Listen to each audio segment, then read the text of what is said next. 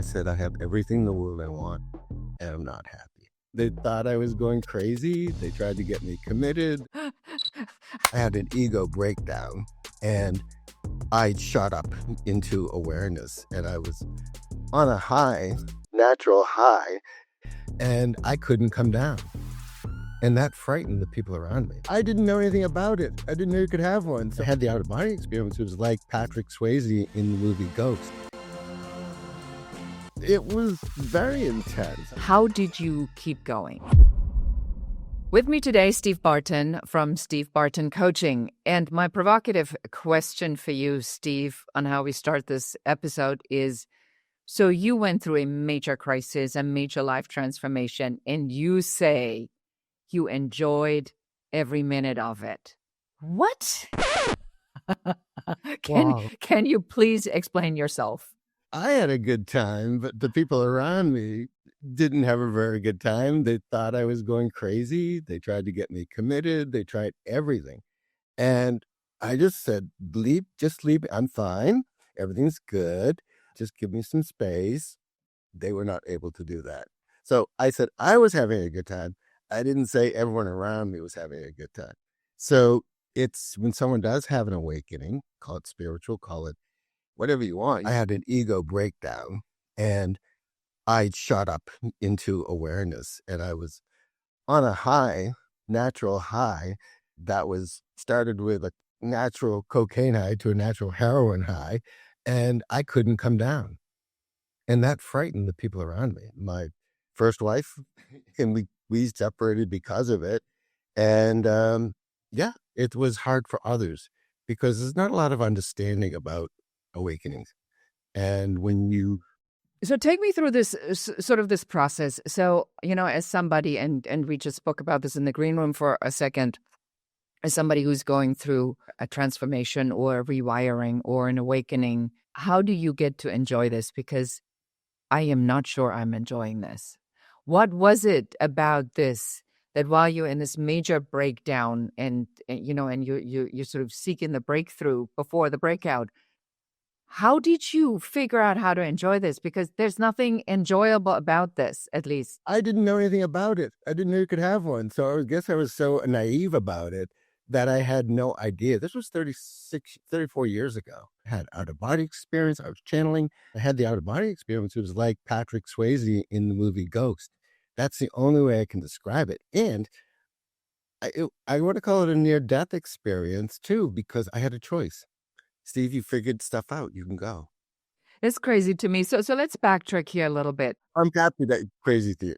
Well, so your story is, so you're setting out to do your own thing. You're about to go to a very prestigious floral design school in Amsterdam.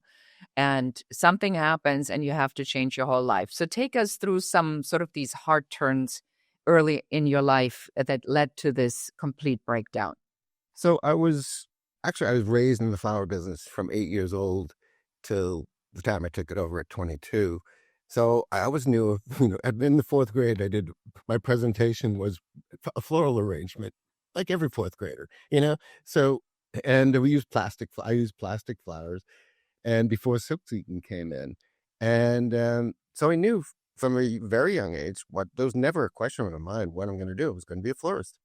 And one thing that I realized early on, I worked there after schools, I worked there during the weekends, I worked there during the summers. And one thing was certain, I could never work with my father.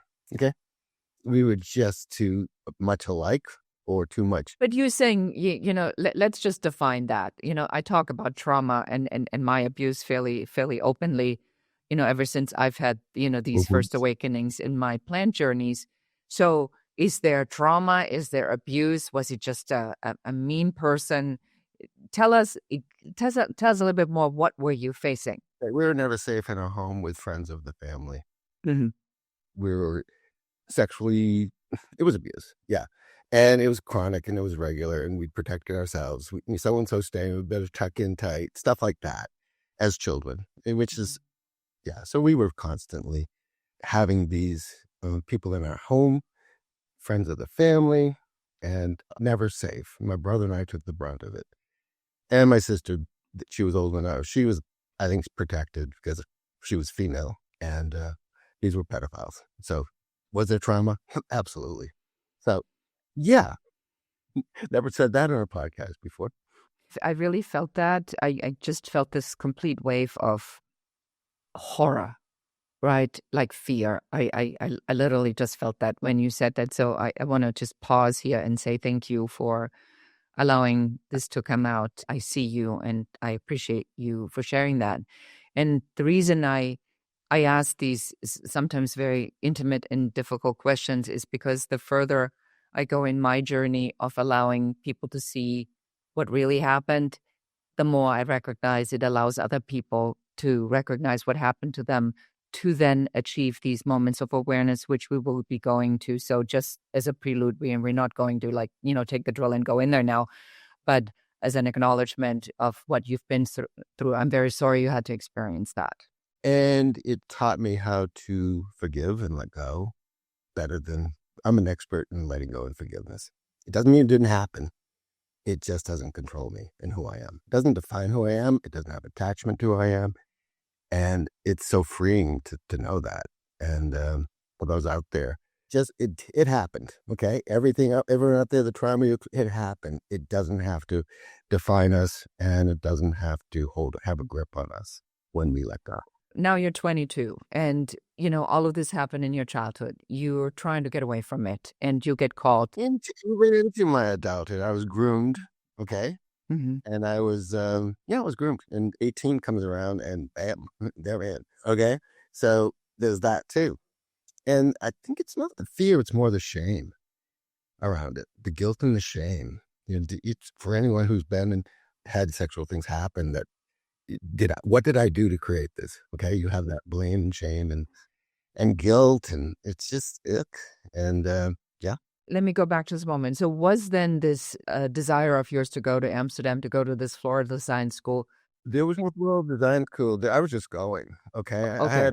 I had booked a flight and had a one-way ticket to Amsterdam, and I was going to study floral design by the best. The Dutch and the Germans that were the best at that, still Yes. are probably. And that's what I wanted to learn floral design there. 3 days before I was leaving, I'd broken up with my girlfriend, who became my wife. I'd cleared all my slate. I was ready to go, not coming back. Mm-hmm. So 3 days before, my parents were at a FTD convention in Missouri, and Kansas City, Missouri. And I get a phone call. My mother says, your father's had a full-blown stroke. He's paralyzed on the whole left side. You can't leave. You need to run the business. So I was 22, and I became the manager of the flower shop. And the next oldest employee I was 22. The next youngest person in the company was 40. So that was a big hit.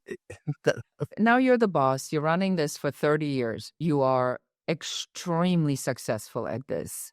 Take me sort of through the height of all of this. What does your life look like in this moment? So you have the wife, you have the successful business. Now you're sort of, using your skills, and you are, can I say, at the top of the game? Things are humming along. What happens that initiated this massive transformation? I have a first wife and a final wife. Now I have a girlfriend of 10 years. First wife and final wife. Yeah. And now I have a girlfriend of 10 years, which we're happily together. And my first wife was manager, started as on the floor of LOB and became vice president over about a 5-year period. And we were both very business focused, no family. And one of the Bean's employees came to work for me. And she used to be a manager, but she either got fired or quit. I don't know. But she was going to therapy. And 34 years ago, you just didn't go to therapy around in Maine anywhere. And you didn't tell anyone if you were. So I thought to myself, when the student's ready, the teacher appears. Course in Miracles came into my life. Stephen Covey's Seven Habits of Highly Effective People, Elizabeth Kubler-Ross' death. I was just voraciously looking, and all these things were coming into my life. And I decided to go to the therapist that everyone at the C-suite of Beans went to, because they were type A. They worked 60 to 80 hours a week, but just no balance in their life. I made an appointment, and it was Larry Roy, and he was like a Mr. Rogers type of guy, my age. at the time. He's probably 70 at the time when I went to him. And he says to me, "Why are you here?" I said, "I have everything in the world I want, and I'm not happy." I said, and I used the F word. "That's messed up." Okay. He laughed. I said, how long is it going to take and what can I expect? I had no idea about therapy, nothing. He says, "Well, typically it takes 3 months, but you're halfway there." And they said, "And what you'll expect is mental health." And mental health meant nothing to me. I didn't know. And now that's what I coach. That's what I do. That's the foundation of high performance. You have mental health, you will go far in being with very healthy boundaries. Being the awareness that we are with healthy boundaries is essential for being a peak performer. And then at this point, much of your life just starts to happen. Your wife decides not to want to be engaged in the relationship with you. That took a year. Okay. So during that month and a half working with Larry, I had the out-of-body experience. I was channeling, I was doing that. And my biggest mistake was sharing that with people who they didn't understand it. So they were not as psyched about it as I was. I said, I'm going to give it a year. And finally, after a year of when it all started, I had an apartment building with 2 units in it. The single unit became available. I'm going, oh, there's a sign. And one morning we got up and had coffee. And she goes, "Steve, I still think you're crazy." I said, "I am." "What do you mean?" "I'm living with you and you don't love me. That's crazy." So I left and moved into the single apartment. I brought over a quilt and a pillow and went to work. Across the street was a flower shop. And I came back from work that night. She went and got the quilt I bought and gave me one with a big hole in it. I rolled on the floor laughing, and it was like, yeah. I said, yeah. So what I'm really interested in now, and I want to go a little bit deeper in it. So when we talk about transformation sort of retroactively, it almost all makes sense, right? We know that certain things need to happen at a certain time. And then you look back and you say, well, if that wouldn't have happened, that wouldn't have happened. And then I wouldn't have done this. And then I wouldn't have met this person. And I wouldn't have had this opportunity. Take our listeners through that might be experiencing one of these moments where they just don't see the point of this. I just spoke yesterday to one of my clients, and I don't even know if I can continue because it is so incredibly difficult. How did you keep going? So you now have a spiritual foundation. You're reading the books.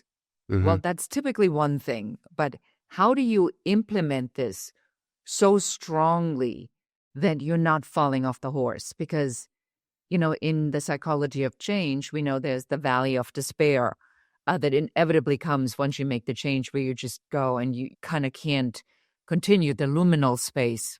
How did you manage that? Because this does not sound like it was easy, because it sounds like your own personal mental and emotional transformation was a lot more intense than you're probably letting on this podcast.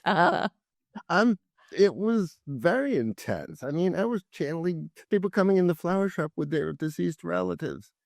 I was going home telling my parents, "Stop doing that. Stop doing that. If that gets out, they're going to not do business with us." I said the people were loving it. They got to talk to their deceased relatives. And it was just, I was not supported whatsoever. So you had opened completely the portal to the other side. I'm still open to it. So yeah. It's and crazy. It never left. Yeah. And so everybody thinks either they love you or they think you are nuts. And even to this day, when I talk about my game of 10 and my coaching process, some people come up to, "I think you're crazy." I said, "Yeah, I am, like a fox," and laugh and walk away. Because you can't, when people are low awareness, if they're, in the game of 10, there's 10, that 1 through 9 is the game often played, and 10 is the game of 10. You're aligned with awareness, and you come from awareness. And when people are vibrating at a lower level, they can only see you as crazy. Okay. Their filter has that movie projector of filters, seeing someone who has done this as crazy. So I get it. Okay. You have to take us through the 10 now. And then do you want to start with the word whelm first before we go in the 10, or after? One of my favorite words is whelm. Inner peace is a state of whelm. Most people are underwhelmed with their life or overwhelmed with their life. And the sweet spot is whelm. And that is 10. Yeah. I thought when you told me that was a little bit crazy, and I still think that. So take us through the game of 10. Now we need to know. If people don't think I'm crazy, I'm not going out on a limb enough. Okay. No. I'm losing my edge. So yes, but those out there think I'm crazy like a fox. I say back. So the game of 10 is based on awareness foundation. It's a process. So it's based on the assumption we're all appointed 10. And through life situation, we become disappointed. Bruce Lipton talks about the first 7 years of life, we are in theta. So we pick up the family traumas, we pick up all the parent or guardian traits, emotions, thoughts, feelings, and emotions energetically, and we absorb it as children. I think that's our inner child. Mm-hmm. And in the rest of our life is we often operate from that level of subconsciousness. We're all appointed 10, and through life situations, maybe a minor, maybe a no brought you down to 9. Maybe a death brought you down to 5. Maybe a abuse brought you down to 3. Maybe something brought you down to 1, and you are just desperate and can't get out of that level of depression. So the game of 10, and that's the game often played. Most people are living in that 1 through 9 matrix. And the game often played has 4 categories. Fear 1 through 9, self-doubt 1 through 9, guilt 1 through 9, and shame 1 through 9. So 9 times 9 times 9 times 9 is 6,561 options to play in this game. The game of 10 has infinite options. Infinite. And it's an actual game. I made it up. I have it registered with the U.S. Patent Office. Mm-hmm. Mm-hmm. So it's a game. It's a process. Will it be a game? Sure. I think eventually we'll have it into a game.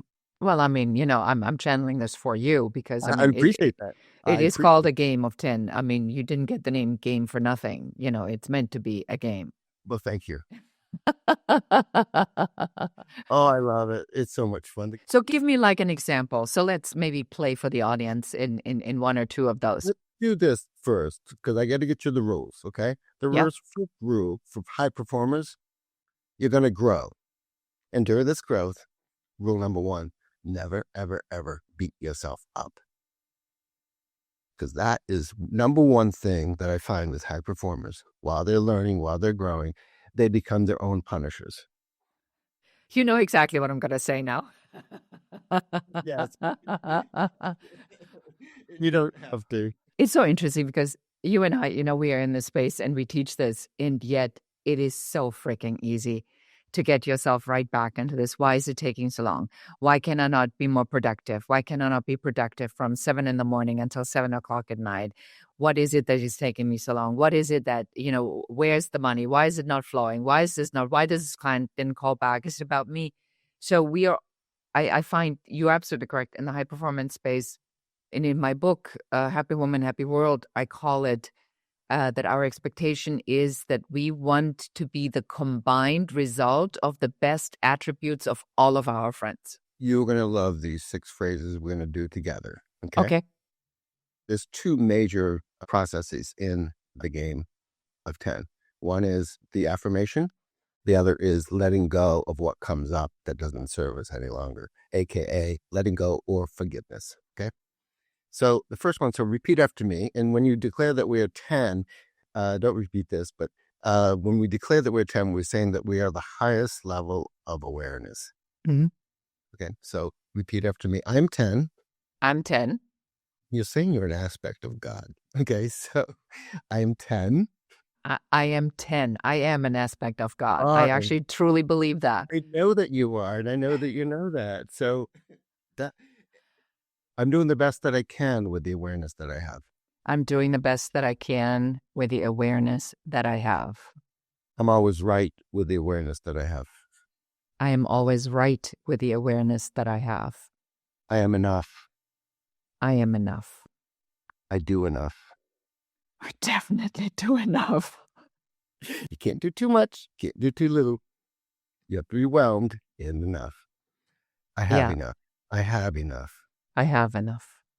Those 6 phrases quiet the ego, or quiets the reticular activating systems, quiets your nervous system, regulates your nervous system. It stops all the thoughts our ego are trying to get us to. That, are you all set? You get this, get that, yeah, do that, da.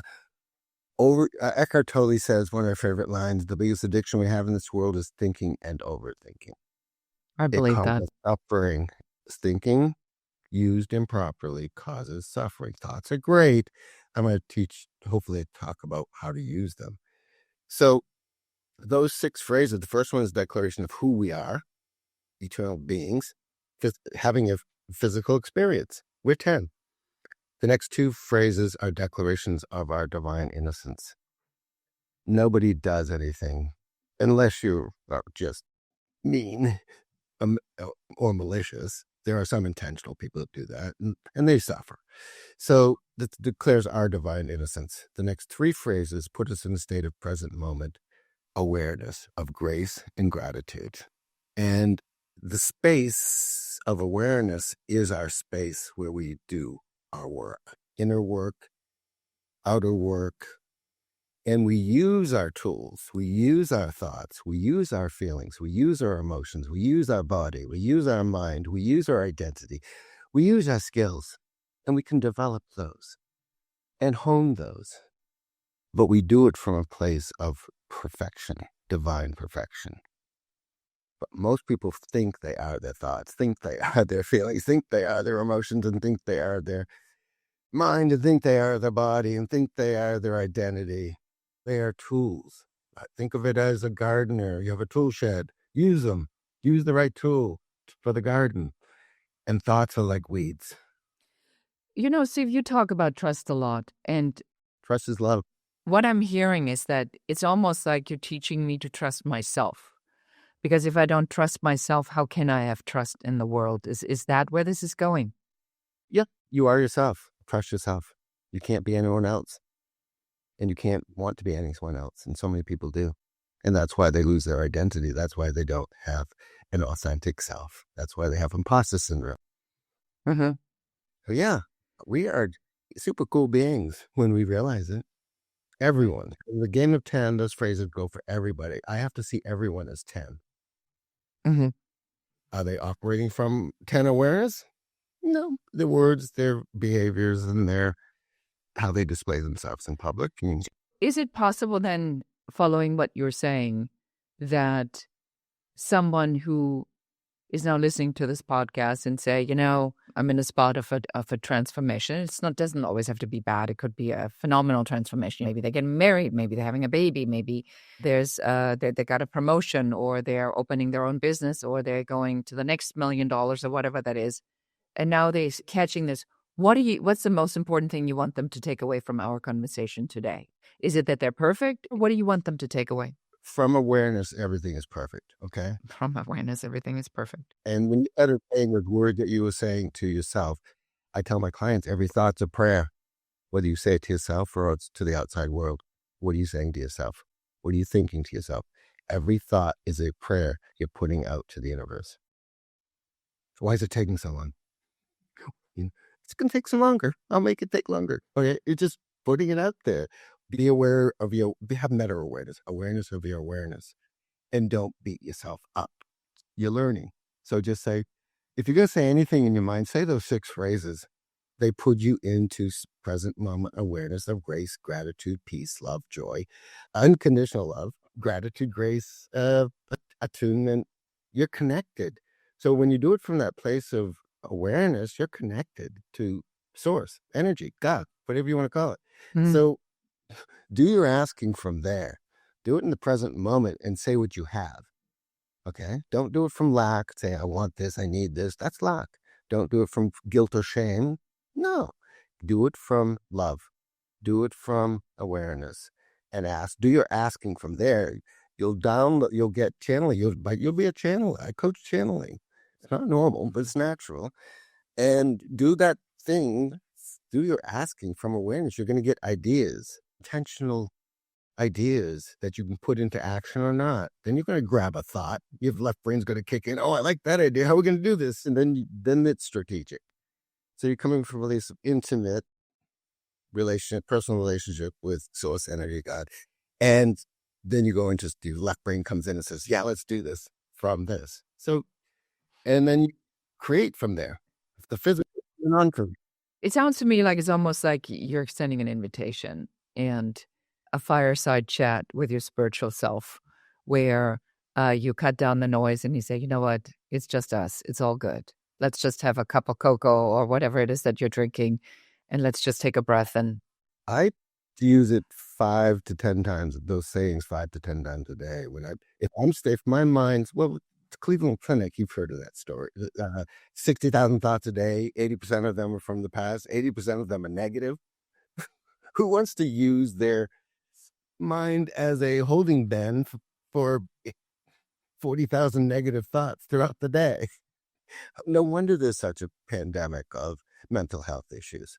They don't know how to let them go. That brings me to the next step. So the best thing about COVID, anyone have a best thing about COVID story, is mine is I get to meet Marianne Williamson, and my second coaching certificate's with her. And she taught me an exercise. And 1 month into the coaching program, I noticed the same company says write a book. And they coach you on how to write a book. And I didn't know I get Marianne as one of my writing coaches. 13 times. my final question for you now is, which I'm sure everybody, is dying to ask. So now with all this stuff that you do, are you happier? Are you more successful? Is the success and happiness a different definition? What is at the end of all this work and the awakening? I'm enough. In every aspect of my life. In everything I do, be and have. It's enough. Enough is the universal space, the universal quantity, the universal portion. It's infinite. The universal time is now, the present moment. Now, Eckhart Tolle wrote the book, The Power of Now. Steve Barton wrote The Father, the Son, the Aha Moment. Enough. Time-space collapses when now is always enough to do, be, and have anything you choose. And that is probably enough for us for today, too. How can we find out more about you? You've written a book. Where do we get the book? Tell us all the contact points and how to follow up with you. You're on Amazon.com. And if you want to get a paperback, go to my website, download a free copy, www.stevebartoncoaching.com. I'm on LinkedIn, active on LinkedIn. And those are the two major places I'm starting to do. So I have resistance to doing videos on social media apps. So I'm still human. People out there, it is a process. Be gentle on yourself. It's a lifelong process. I'm still learning. So our audience knows when we have a podcast interview, we actually give our guests the fully edited video. And we are asking that you take this video and you edit clips and share this content because we might as well get the message out. So you're on the hook now. I want you to hold me accountable to it. Steve, what a pleasure to have you on the podcast. Thank you so much for being here. Thank you so much. It's a pleasure. Been looking forward to this podcast for a long time. Thank you. Thank you so much. And that is it for us for today. Thank you so much for listening to or watching this episode of Founders of the Future, the Business Growth Architect Show. I encourage you to really think about what we were talking about today. Just a simple mantra, I am enough, is probably one of the most powerful things you can say to yourself. If you have friends, family that are needing to hear this message today, please take a minute and share this episode with somebody who needs to hear the words we said today. And please do check out our guest. And I see you again next time. And goodbye. That's it for this episode of the Business Growth Architect Show, Founders of the Future. If you're done playing small and ready to build the future on your terms, subscribe, share, and help us reach more trailblazers like you. And if you're serious about creating, growing, and scaling a business that's aligned with who you are, schedule your Uncovery session at uncoverysession.com. Lead with vision. Move with purpose. Create your future.